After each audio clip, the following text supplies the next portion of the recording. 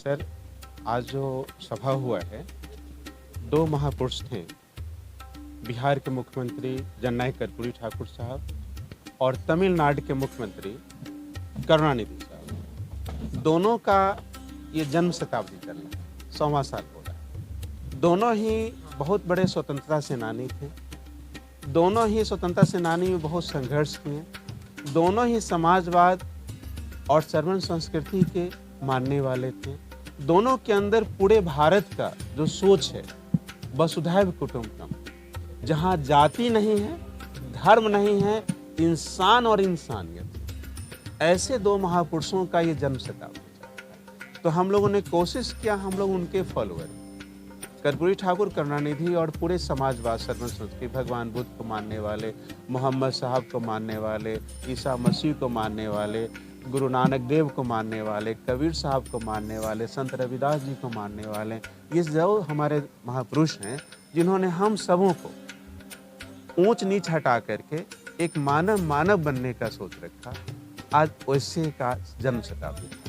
और हम लोग कोशिश किए कि इसमें जो विद्वान लोग हैं उनका पॉइंट वाइज बात हो सके। इसमें देश में कम से कम 10 प्रदेश के लोग हैं, बिहार, यूपी, झारखंड, हरियाणा, मध्य प्रदेश, छत्तीसगढ़, बहुत जगह के लोग हैं। और वो लोग आए हैं आशीर्वाद देने के लिए।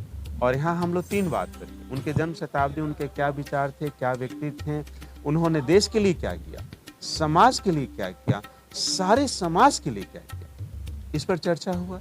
दूसरी बात थी कि हम 340 एक आर्टिकल है जिसमें बाबा साहब ने लिखा कि जिस समाज का प्रतिनिधि लोकसभा, राज्यसभा, विधानसभा में नहीं है और वो अपने शक्ति से खुद चुन के नहीं आ सकते हैं, ऐसे लोगों को चिन्हित करके आयोग बना करके उनके लिए व्यवस्था करके लोकसभा, राज्यसभा में पहुंचाने थे। लेकिन आज 70-72 साल हो गया है, ये समाज पर कोई सोचने वाला नहीं। कर्पूरी ठाकुर हुए जिन्होंने 1978 में मुंगेरी लाल के आयोग को विरोध के बावजूद उन्होंने लगाया।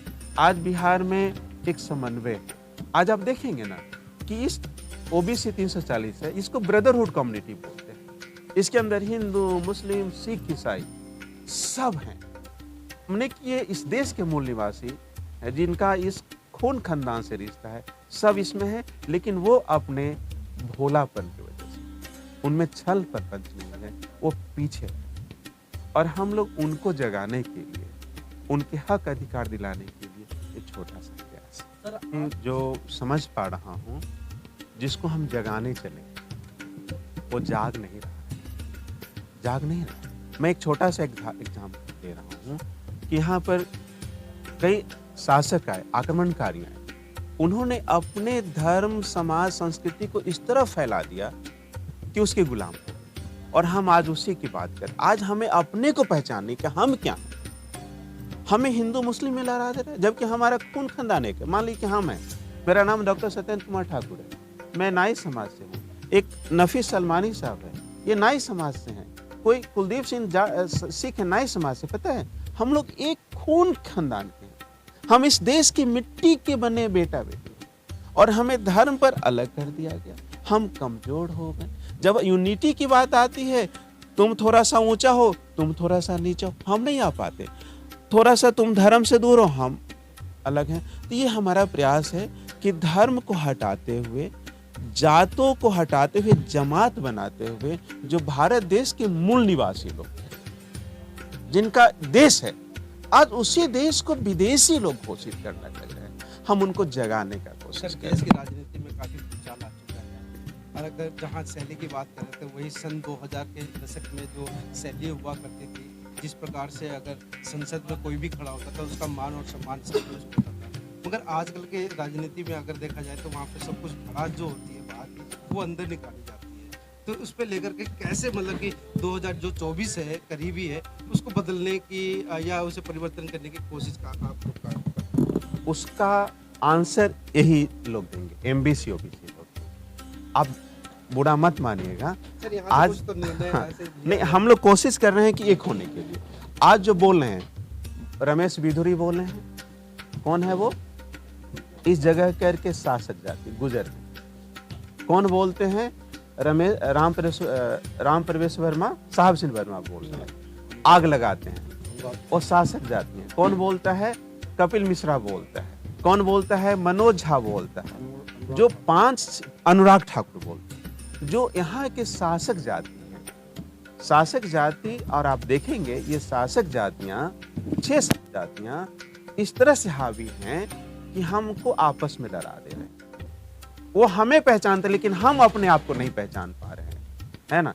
और ज्यादातर ये शासक जातियां विदेशी हैं।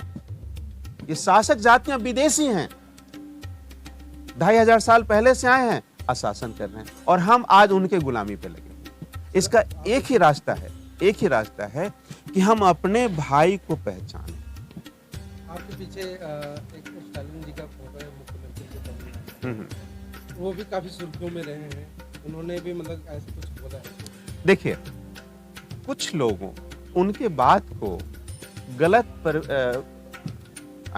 गलत रूप से प्रसारित किया है। उनका कहना है कि जो हिंदू धर्म, चूंकि हम लोग बिहार के हैं तो सनातन धर्म, हिंदू धर्म, ब्राह्मण धर्म में अंतर समझते हैं, वो नहीं समझ पाते, वो सबको यही समझते हैं। उनका कहना है कि जो इसमें गलत बात है, सनातन धर्म भगवान बुद्ध के सत्य सनातन है, जिसका सत्य, न्याय और मानव सेवा पर आधारित है। दूसरा धर्म है ब्राह्मण धर्म, जो अन्याय, भय, भ्रम और शोषण पर आधारित है। उस भय, भ्रम, शोषण पर आधारित धर्म का उन्होंने विरोध किया, और उन्होंने कहा है कि इस धर्म से ये बात को हटा देना चाहिए। गांधी कहे थे ना, इंसान के अंदर जो गलत है उसको मिटा दो, तो इंसान बन जाएगा। उन्होंने कहा वो धर्म से वो हटा दीजिए, फिर ये देश छोड़ने की चीजें। यहाँ उनके जो विरोधी लोग हैं, उन्होंने कहा है कि उनको जनसंहार कर देंगे, और उसको लोग प्रचार किया गया। हम जैसे लोगों का कर्तव्य है कि करेक्ट करना है कि उन्होंने कहा कि नहीं, उन्होंने जो अधर्म के काम चल रहा है, भ्रम का काम चल रहा है, इंसान के भेद करने का काम चल रहा है, ऊंच नीच का काम चल रहा है, उसको हटाने के लिए, उसको नाश करने के लिए बोले हैं। गलती हमारे देश के एक बड़ी खासियत है, हमारे देश के नागरिक ईमानदार हैं, इनोसेंट हैं। नेता बेईमान हैं, नेता बिकाऊ हैं, बाजारू। हमारे नेता, जब जिस दिन हमारे समाज में एक अच्छा नेता आ जाता है, उदाहरण के तौर पर देखता हूँ, अन्ना हजारे आए दिल्ली में, लोगों को लगा कि इनसे अच्छा कोई नहीं है, पूरे देश उनके तरफ हो गए। बीपी सिंह आए, देश उनके तरफ हो गए। जयप्रकाश जी आए, उनकी तरफ हो गए। गांधी आए, उनकी तरफ हो गए। जनता ईमानदार है, लेकिन इसे कोई अच्छा मिल नहीं रहा जगह में। जिस दिन हम सब समझ में आ जाएगा कि हमें समाज की जरूरत क्या है और कौन ठग रहा है, कौन किसके साथ खड़ा है ना, शायद हम समझ पाएंगे।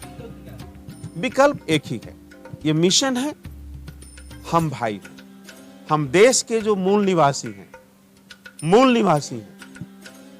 उसको जाति धर्म से हट करके एक होना पड़ेगा। आपका देश था, कभी किसी ने